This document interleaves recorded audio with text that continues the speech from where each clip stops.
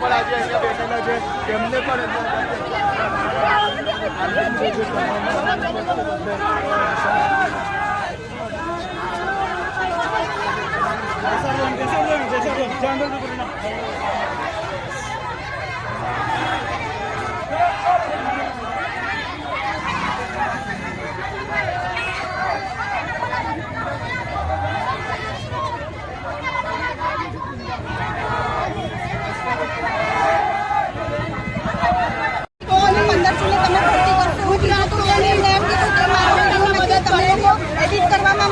તમે એડિટ કરેલો વિડીયો છે, આવો એમને જવાબ આપ્યો. એમના શબ્દો હતા, એમનો જવાબ હતો કે સરકાર એ આવું બોલે છે.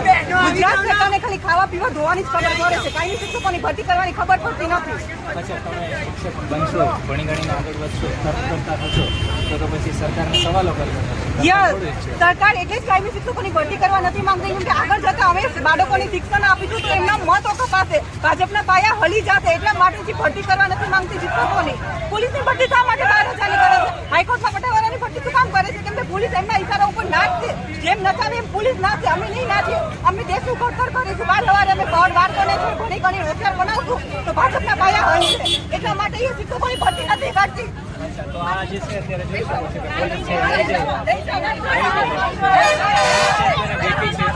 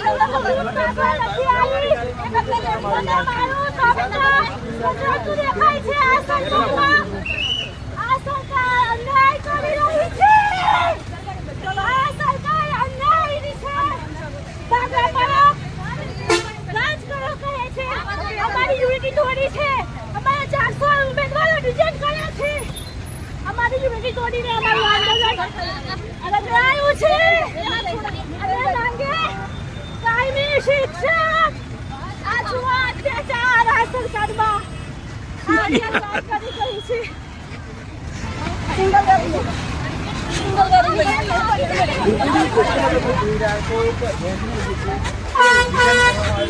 લઈ સરકાર સામે આકરા પાણી વચ્ચે વચ્ચે સાહેબ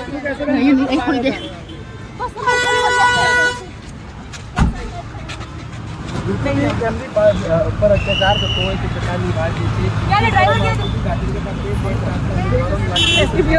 હા હા વાંધો નહીં. અરે બાબા, ફોન કોની જોડે છે? આંદોલન શરૂ કરવાના છે અને 5,000 ગુજરાતના લોકો જે છે ઉમેદવારો જે